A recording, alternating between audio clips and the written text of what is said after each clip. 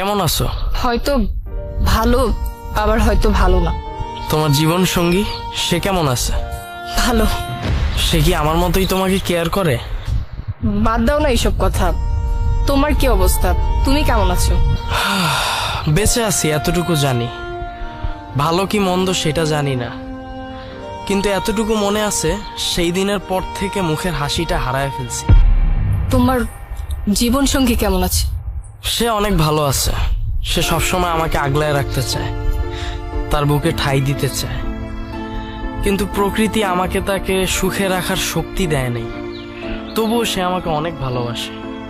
একটা মেয়ের ডিভোর্সের পরে তার সব থেকে বড় শত্রুকে জানো? তার নিজের পরিবার, তারপর সমাজ, তারপর সে নিজেই। এখন তো নিজেকেই নিজের সব থেকে বড় শত্রু মনে হয়।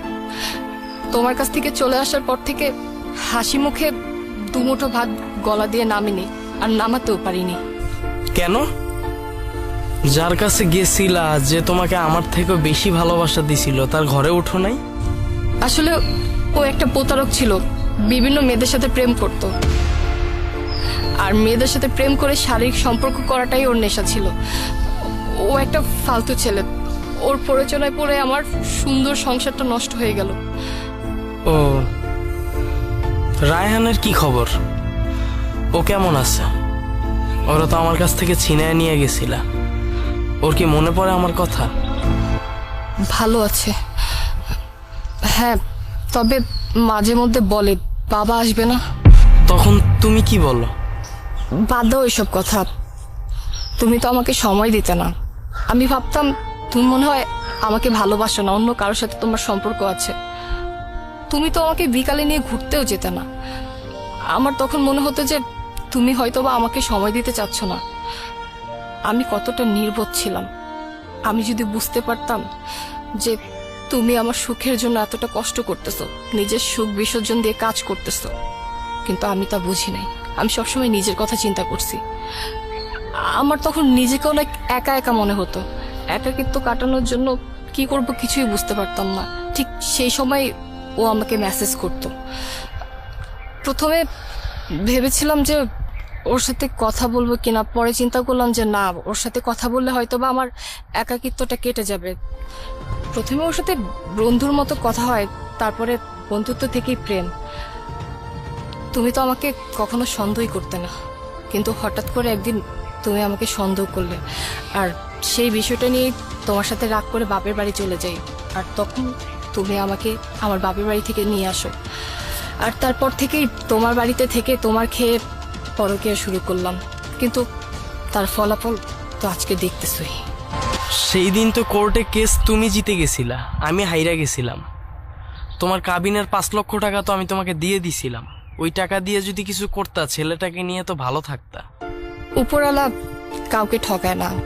সেদিন আমি জিতলেও উপরওয়ালার কাছে আমি হেরে গেছি। উপরওয়ালার বিচারে তোমার দেওয়া কাবিনের 5 লক্ষ টাকা নিয়ে রাসেল পালিয়েছে। রায়হান এখন কোন ক্লাসে পড়ে? ক্লাস 1-এ। স্কুলে ওর বাবার নাম কি দিছো? মুন্না। ও, থ্যাংক ইউ। মুন্না, আমাকে একটাবার সুযোগ দেওয়া যায় না? তুমি সেই সুযোগ হাতছাড়া করে ফেলছো। মনে পড়ে সেই দিনের কথা? আমি তোমার পা পর্যন্ত ধরছিলাম আর বলছিলাম রাসেলকে তুমি ভুইলা যাও। আমি তোমাদেরকে একসাথে একটা রুমেও দেখছি, কোনো রিয়েক্ট না করে তোমাকে বলছি আমি সব ভুইলা যাব, তাও তুমি আমার কাছে চলে আসো। আমি যখন রাসেলকে হুঁশিয়ার করলাম, তোমরা আমাকে মারার প্ল্যান করলা। শেষমেশ আমার উপর নারী নির্যাতনের মামলা দিয়ে কোর্টে উঠায় অপমান করলা।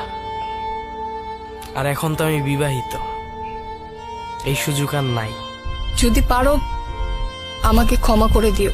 ক্ষমা করে দিছি তোমাকে অনেক আগেই। তোমার উপর আমার রাগও নাই, অভিমানও নাই। আসলে এটা আমার ভাগ্যে ছিল তো। আচ্ছা ঠিক আছে, আমি তাহলে আসি।